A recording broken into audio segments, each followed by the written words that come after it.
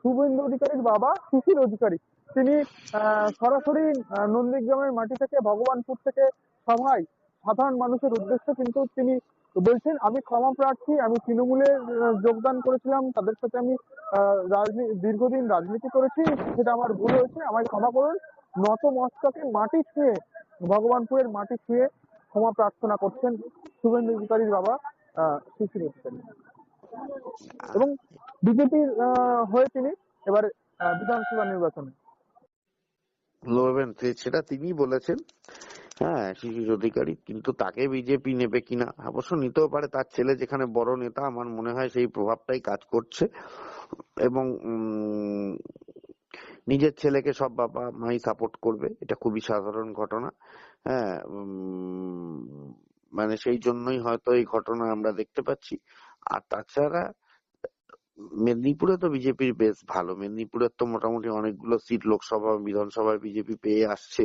সুতরাং শিশির অধিকারী যদি একটা মেদিনীপুর বা ওই অ্যারাউন্ড হলদিয়া ওসব জায়গা থেকে কন্টেস্ট করেন বিজেপির টিকিটে, আমার মনে হয় যে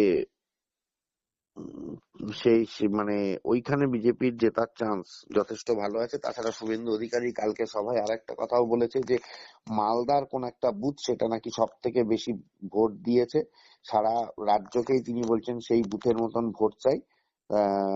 সেক্ষেত্রে এবং নন্দীগ্রামে তিনি বুক ঠুকে বলেছেন যে তিনি নন্দীগ্রামে যে 2000 না 1200 ভোটে তিনি জিতেছিলেন যতদূর সম্ভব আগের বার, এইবার হলে তিনি বুক ঠুকে বলেছেন যে অন্তত 20,000 ভোটে তিনি জিতবেন। সেটা অবশ্য সময়ের অপেক্ষা, কি হবে সেটা দেখা যাবে। তবে আমার ব্যক্তিগতভাবে মনে হয় যেহেতু একটা ছেলে, তার নিজের ছেলে শুভেন্দু অধিকারী, সে বিজেপির একটা বড় পজিশনে রয়েছে, বিরোধী দলনেতা, প্রধান মুখ, সুতরাং নিজের ছেলেকে সাপোর্ট করতে গিয়ে, কারণ তিনি হয়তো ভাবছেন যে ছেলে থাকার জন্য তাকে মানুষজন অবিশ্বাস করতে পারে। সুতরাং রাজনীতির লোকরা তো অনেক রকম চিন্তা ভাবনা নিয়ে চলে, আমাদের সাধারণ মানুষের পক্ষে সেই ব্রেনে চিন্তা করা হয়তো সম্ভব নয়।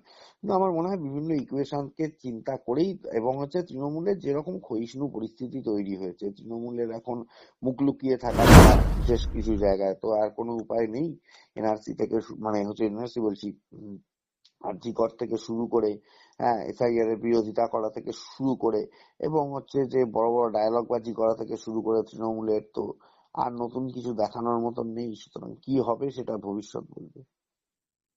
আর শিশির তাহলে অধিকারী 2026-এর নির্বাচনে তাহলে কি শুভেন্দু অধিকারী বাবা শিশির অধিকারী তাহলে কি বিজেপির প্রার্থী হওয়ার থেকে আরো এক ধাপ এগিয়ে গেলেন, প্রার্থী হিসাবে বিজেপিতে দেখা দিতে পারে শিশির অধিকারীকে? দেখা যেতে পারে, দেখা যেতেই পারে।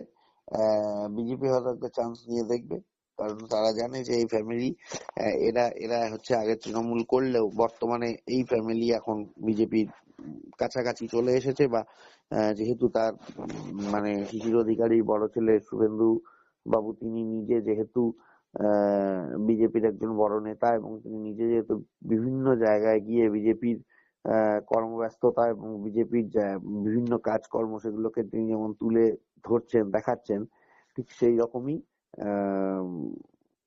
তার বাবার ক্ষেত্রে এখন বয়স হয়ে গেছে যদিও, কিন্তু একটা ছেলের বানানো জায়গা, সেইখানে যদি তিনি দাঁড়ান, আশা করা যায় শিশির অধিকারীকে মানুষ যতটুকু ভালোবাসে বা চেনে বা যাই হোক, সেই জায়গা থেকে তিনি একটা বিধানসভা সিটে লড়ে মেদিনীপুরের আশেপাশে বা অ্যারাউন্ড মেদিনীপুর, তার বাড়ির আশেপাশে যে সমস্ত জায়গা, তিনি জিততে পারেন। সুতরাং সেই সেই সেই সেই অপশনটা বিজেপি খোলা রাখলো, এবং শিশির অধিকারী নিজেও সেই জায়গাটা হয়তো তিনি বাঁচবেন, বা ভবিষ্যতে হয়তো ওই ওই জায়গা থেকেই তিনি হয়তো কন্টেস্ট লড়বেন। সেটা কোন জায়গা আমরা জানি না, কিন্তু মেদিনীপুরের মধ্যেই কোনো জায়গা, যেখানটাকে বলা হয় অধিকারীদের গড়। না হলে দেখুন নন্দীগ্রামের মতন জায়গা বা অন্যান্য বেশ কিছু জায়গা, সেই সমস্ত জায়গায় কিন্তু কি হলো যে বিজেপি যথেষ্ট ভালো ফল করলো 2021 এবং 2024-এ। হ্যাঁ, সুতরাং তাদের একটা জায়গা রয়েছে মেদিনীপুরে, সেই জায়গাটাকে ডেভেলপ যদি করতে পারে, এবং শিশির অধিকারীও পরখা রাজনীতিবিদ, আমার ধারণা যে বিজেপি ওনাকে দিয়ে যদি ভোটে লড়ানো হয়, উনি যদি লড়েন, তাহলে হয়তো হয়তো বিজেপি মানে কি বলবো এটা, একটা সিট মেদিনীপুরে বাড়লেও বাড়তে পারে।